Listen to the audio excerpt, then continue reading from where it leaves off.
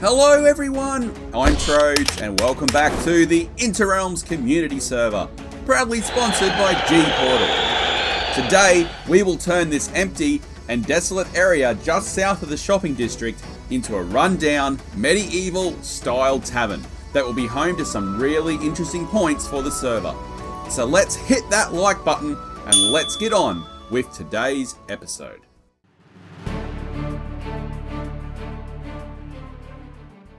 We begin today in the central spawn village, where work is underway in preparation to welcome all the new players that are about to join and settle in our Interrealms world. Now you can find information on how you too can play on Interrealms by joining our Discord, link in the description below. Jurassix is today hard at work adding new houses to the village to accompany his amazing stave church build, which features as a distinguishing landmark of the area. Hit that subscribe button to follow along with our adventures. Speaking of Jurassix, there he is. Hi Jurassix. Wait a minute. Jurassix. Jurassix. Jurassix! Oh, hey Trosh. He is a very focused dinosaur when he gets building. Now our new fish market with resident fisher folk is now complete, where all can come and freely take of the rich ocean bounty that the Ocean Clan provides. Yes, I said fresh. We see that the Caves Clan have also been busy with their shops, really helping to bring this whole part of the central community area together.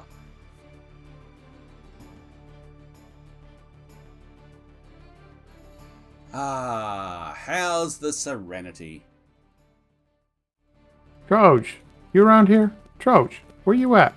Mona!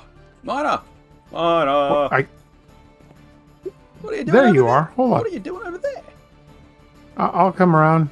I'm lost. There's still one problem. What's that? Big, huge problem. Cubsy still insists on charging 1 diamond for 12 TNT. That's ridiculous. I can't afford that. I mean, Our glorious king and overlord. Obviously, Yeah. clearly just taking the mickey out of us with all these ridiculous prices. The gunpowder. He's trying to keep us grounded, I think. we got to do something about this, though. I think I something mean- has to be done. What if I told you that there was a possibility that a supply of ill-gotten, we could say, gunpowder was available? I think what we need is a black market. Ooh, I like the sound of that. Leave it with me. Let me see what I can come up with. Okay. Do you have a location in mind, maybe? Well, funny you should mention that.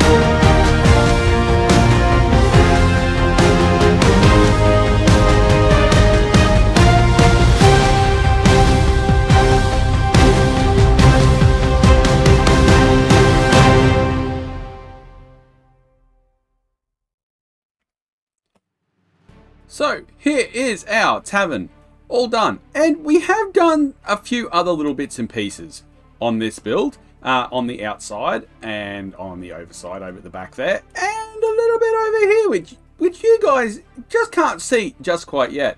But first, public service announcement for those interested. When building a medieval district and a medieval tavern, never invite Miner or TomTom to the proceedings.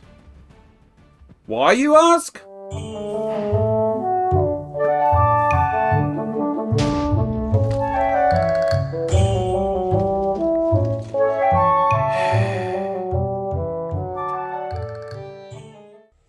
So you can see as we're coming under the bridge here that we're trying to keep it very worn out and very well used, so to speak. So that's why we've put a drain system in the waterway, planks over the same waterway so that we can actually get across, and also the pathway leading around behind is overgrown and has seen better days. And as you can see as we come around the back here, it's all overgrown. The bridge has obviously seen better days, and we come around to where we are building what can only be best described as a ruined house. You can see in the background that Jurassics is giving me a hand by starting to make what we are calling the hangman's tree. Unfortunately, at this point in time, we have had to move that tree because as the idea for this area grew, it just happened to be in the wrong spot.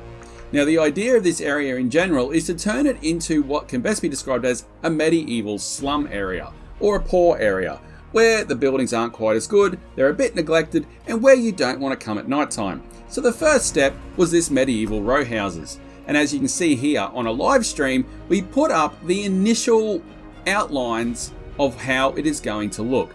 But that's not how we want it to look, it's not run down enough. So let's take a look at what we're going to do. So the general idea is what we want it to do is when you walk through the gate, which is going to be here, broken down gate from the wildlands, from your adventures, you walk through the gate. And this is obviously going to be the focal point, the tavern. So what we sort of want the buildings to represent is, you would have heard of building gradients. So, you know, people usually do like gradients up from darker to lighter or whatever. What we want to do is actually have this area, this medieval slum area, go sort of lighter to darker till you get to this. The reason for that is so that it looks like the area is degrading the further that you get into it. So it's getting dirtier and grimier and a little bit more terrifying, and you just really don't want to go further in there. So in terms of the block pallets then, what we're going to do, if you have a look in here, you can imagine from right to left. So we're going to use birch and andesite and cobble, that's already in there. The next one is going to have jungle logs, brown mushrooms, and cobbled deep slate and variants of that. So as you can see, there's sort of like, if I change this around, you can see there's a sort of step in gradient between these various colors. And if I just organize this a bit better, the last one will be mangrove wood and the blackstone variants. So you can see that there's on both lines, obviously top floor, top floor, ground floor, there's a beginning. Oh, it's going to go lighter, a bit darker, and darker again. Lighter, darker, darker again. And that obviously then ties into the palette that we use for the tavern. So let's have a look on how we're going to do that and put that into practice.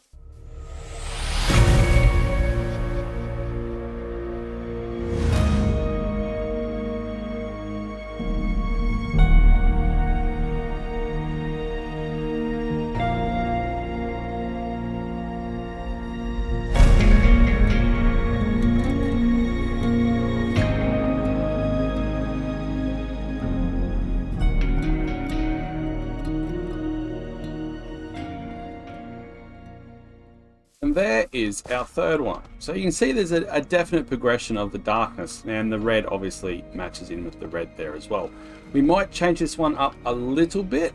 Not entirely happy with how that one has turned out, but you can see the idea that we've generally got, that we go from lighter to darker, and it's gradually regressing down into the darkness that is the black market. So make sure, if you want to follow along with this project, here's a link right here to my Twitch channel, where I stream on Twitch 4 times a week. And on Tuesdays, we do Interrealms. So, hope to see you there. But I think that's about it for today and the Rusty Spoon Tavern, except for maybe one other special project that we need to show you here.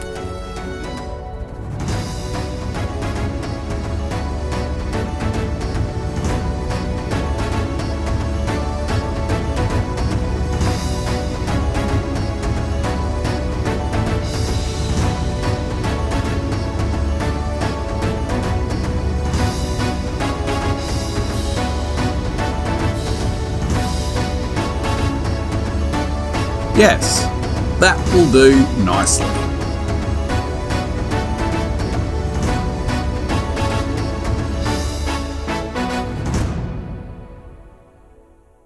The wild Keeker standing gracefully in the shadows of the tavern, uncertain if he should enter, knock, or run away before he dies, as he normally does.